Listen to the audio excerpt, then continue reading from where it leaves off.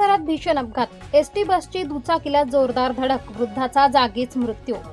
राष्ट्रीय मुंबई आग्रा महामार्गावरील चिंचवे शिवारात सायंकाळी 4:30च्या सुमारास भीषण अपघात घडून एका वृद्धाचा जागीच मृत्यू झालाय, तर एक जण गंभीर जखमी झालाय।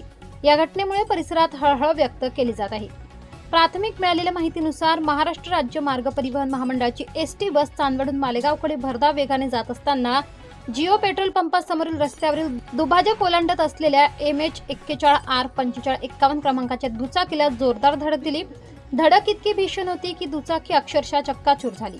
या अपघातात दुचाकीवर मागे बसलेले घमन संपत देवरे वय अंदाजे 65 राहणार एरंडगाव तालुका मालेगाव यांचा घटनास्थळीच मृत्यू झाला।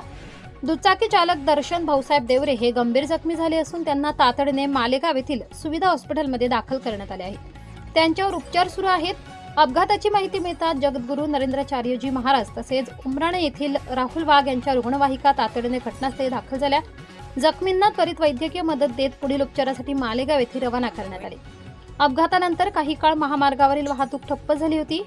घटनास्थळी नागरिकांची मोठी गर्दी झाली होती। राहुळ घाटाच्या पायथ्यापासून वाहनांचा वेग प्रचंड असतो, त्यामुळे वारंवार अपघात होतात अशी स्थानिकांची तक्रार आहे। या मार्गावर वेग मर्यादा नियंत्रण सूचना फलक आणि वाहतूक पोलिसांची नियुक्ती करण्याची मागणी नागरिकांकडून करण्यात येत आहे। मात्र या घटनेने पुन्हा एकदा अधोरेखित केले महामार्गावरचा एक क्षणाचा वेग आयुष्यभराचे दुःख देऊन जातो। एका कुटुंबाचा कणा तुटला आणि महामार्ग पुन्हा रक्तरंजित झाला। S9 TV न्यूज साठी शरद पवार, चिंचवे, देवळा। आपल्या चॅनलला नक्की सबस्क्राइब करा, बेल आयकॉन दाबायला विसरू नका।